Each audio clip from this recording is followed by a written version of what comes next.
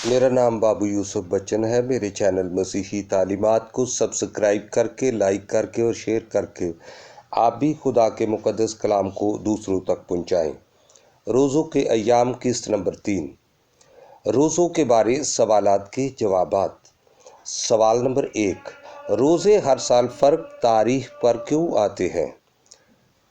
یسوع المسیح عید فصح پر یعنی جمعہ کے روز قربان ہوئے تھے اور اتوار کی صبح جی اٹھے تھے، یوں اتوار کا دن ایسٹر ہوا تھا۔ آج بھی عید فصح کے بعد آنے والا اتوار ایسٹر ہوتا ہے۔ چونکہ ماہ نسیان کی 14-15 تاریخ چاند کی 14-15 تاریخ ہوتی ہے اور چاند کی تاریخ بدلتی رہتی ہے اور اس کے ساتھ ماہ نسیان کی تاریخ بھی بدل جاتی ہے، اس لیے اس تبدیلی کی بنا پر روزوں کی تاریخ بھی بدل جاتی ہے۔ 221 خیسین میں بزرگ ہیپولیٹس نے جو فارمولہ تیار کیا تھا کہ 21 مارچ کے بعد پورے چاند کے بعد آنے والا اتوار ایسٹر ہوتا ہے اور ایسٹر سے 46 دن یعنی 40 روزے اور 6 دن اتوار کے پیچھے چلے جائیں، جو بدھ ہوگا وہ راہ کا بدھ گنا جائے گا، جو روزوں کے آغاز کا دن ہوگا۔ چونکہ تاریخیں چاند کے حساب سے بدلتی رہتی ہیں، اس لیے روزوں اور ایسٹر کی تاریخ بھی بدل جاتی ہے، اس لیے روزے اور ایسٹر ہر سال فرق تاریخ کو آتے ہیں۔ سوال نمبر 2، روزہ ہمیشہ بدھ کو ہی کیوں ہوتا ہے؟ ایسٹر کی تیاری کے لیے پہلے کلیسیا 1 ہفتہ روزے رکھتی تھی، یعنی سوموار سے ہفتہ تک 6 دن، جبکہ 7ویں دن یعنی اتوار کو روزہ نہیں ہوتا تھا۔ بعد ازاں یہ تیاری کے دن 6 ہفتے یعنی 36 روزے ہو گئے، جبکہ روزوں کا آغاز سوموار سے ہی ہوتا تھا۔ 325 میں نکائیہ کی کونسل نے ان 36 روزوں میں 4 روزوں کا یعنی بدھ، جمعرات، جمعہ، ہفتہ کا اضافہ کر کے ان کی تعداد 40 کر دی۔ یوں روزوں کا آغاز بدھ سے ہونے لگا، اس لیے روزہ ہمیشہ بدھ سے ہی شروع ہوتا ہے۔ سوال نمبر 3، کلیسیا عام طور پر بدھ اور آخری جمعہ کا روزہ ضروری کیوں رکھتی ہے؟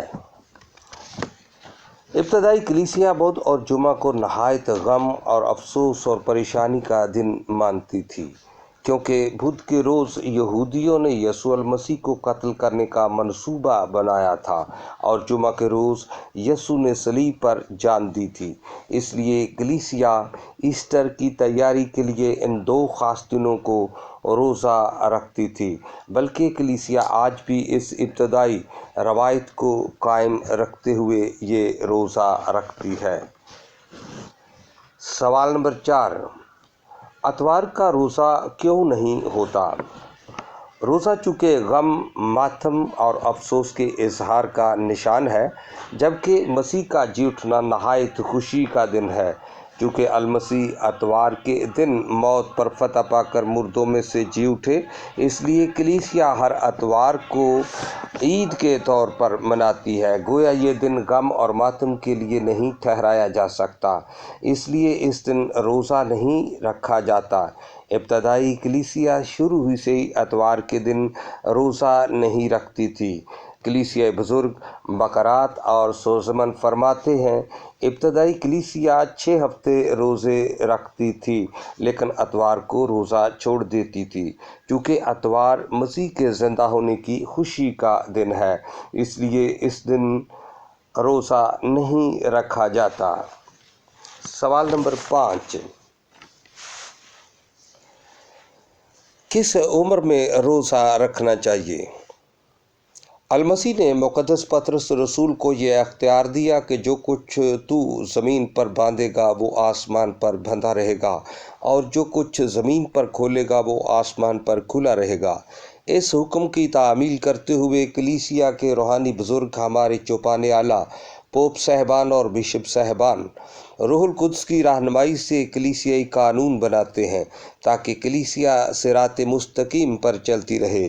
روزہ کے سلسلہ میں کلیسیائی قانون کی کتاب میں تعزیرات نمبر 1249 سے لے کر 1254 تک یوں لکھا ہے کہ راہ کے بدھ اور پاک جمعہ کو پرہیز اور روزہ بے حد ضروری ہے۔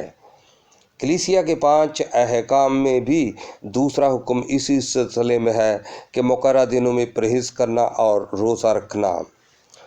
7 سال سے 14 سال کی عمر میں پرہیز ضروری ہے اور 14 سال سے 21 سال تک کی عمر میں روزہ رکھنا چاہیے اور 21 سے 60 سال تک کی عمر میں روزہ لازم ہے۔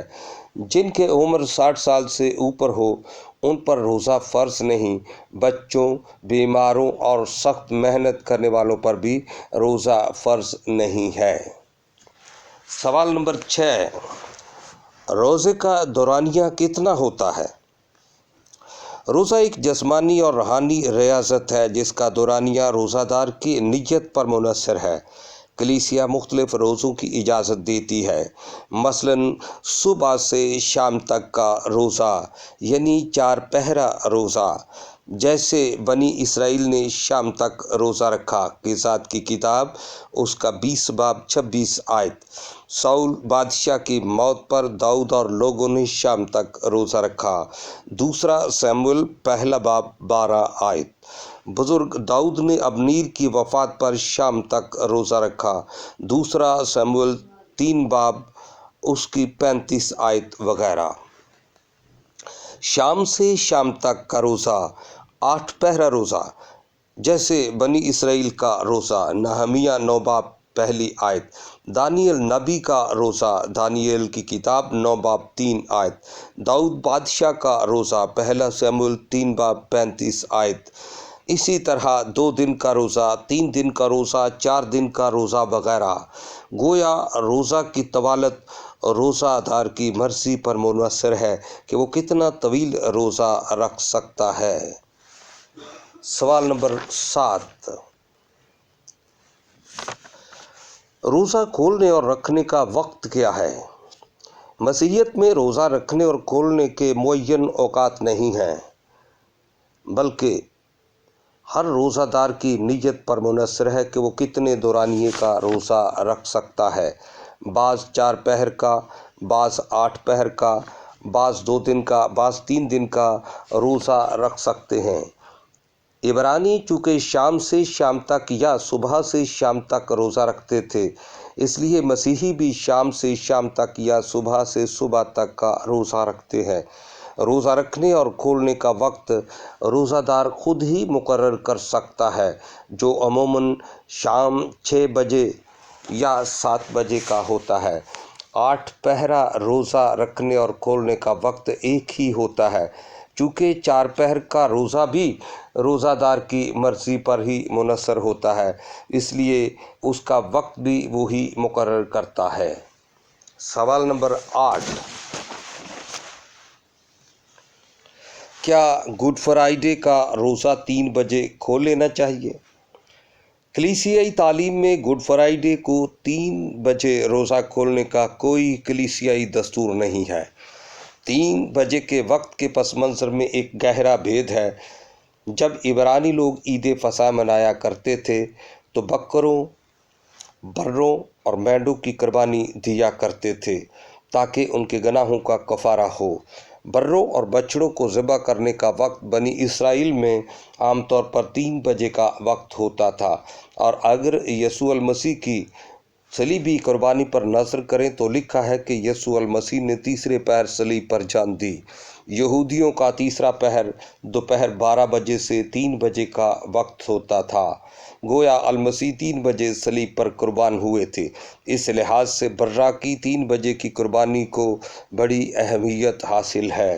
ابتدائی کلیسیا ایسٹر کی تیاری کے لیے جمعہ 3 بجے سے لے کر اتوار صبح 7 بجے تک یعنی 40 گھنٹے کا روزہ رکھتی تھی، گویا مسیح کے جان دینے سے لے کر زندہ ہونے تک کا روزہ۔ بعض لوگوں نے اس پس منظر کی لا علمی کی وجہ سے پاک جمعہ کو 3 بجے روزہ کھولنے کا رواج نکالا، جو کلیسیائی تعلیم نہیں بلکہ خود ساختہ رواج ہے۔ دراصل گڈ فرائیڈے کو 3 بجے روزہ کھولا نہیں جاتا، بلکہ جمعہ کو 3 بجے روزہ رکھ کر اتوار صبح 7 بجے کھول کر ایسٹر منایا جاتا ہے۔ سوال نمبر 9، روزہ کس قسم کی غذا سے رکھنا اور کھولنا چاہیے؟ روزہ رکھنے اور کھولنے کا طریقہ نہایت سادہ سا ہے۔ شخصی یا جماعتی دعا کے بعد جو بھی سادہ سی خوراک آپ کے پاس ہو اسے استعمال کرنا چاہیے۔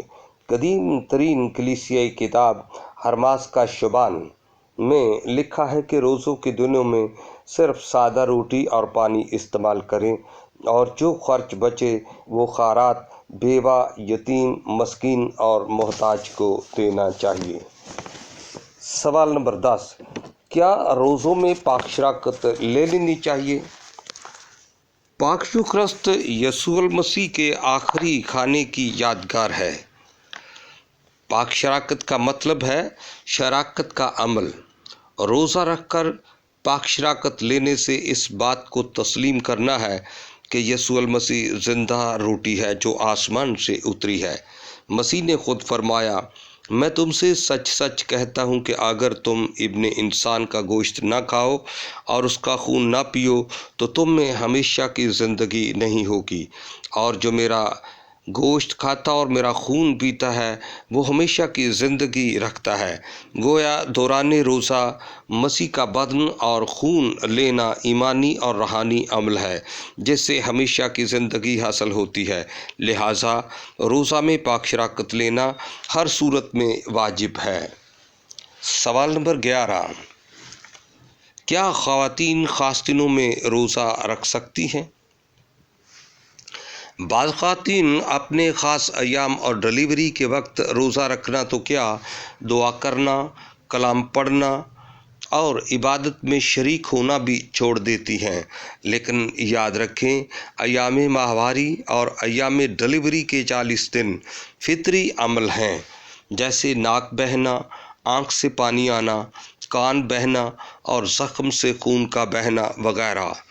ان تمام فطری اعمال سے نہ تو روزہ ہی ٹوٹتا ہے اور نہ ہی انسان گناہ گار ٹھہرتا ہے۔ ان تمام ایام میں دعا کرنا چاہیے، کلام پڑھنا چاہیے، عبادت میں شریک ہونا چاہیے، پاک شراکت لینا چاہیے اور روزہ رکھنا چاہیے، کیونکہ فطری اعمال سے روحانی اعمال بالاتر ہیں اور روحانی اعمال میں شراکت باعث برکت ہے۔ باقی سوالات اگلی قسط میں پیش کیے جائیں گے۔ سننے کا بہت بہت شکریہ۔